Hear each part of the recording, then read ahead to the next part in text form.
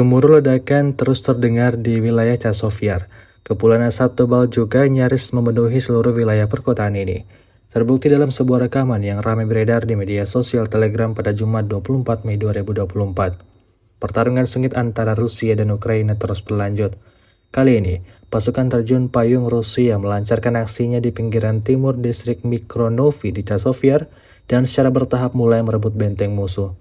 Diketahui militer Rusia menyerang dengan menggunakan peralatan militer TOS-1A Solntsepek, ciptakan hujan rudal pada setiap bangunan yang dicurigai sebagai tempat tentara Ukraina bersembunyi. Alhasil, seperti yang terlihat dalam rekaman. Sampai saat ini belum ada tanggapan dari Presiden Ukraina Volodymyr Zelensky terkait hal ini.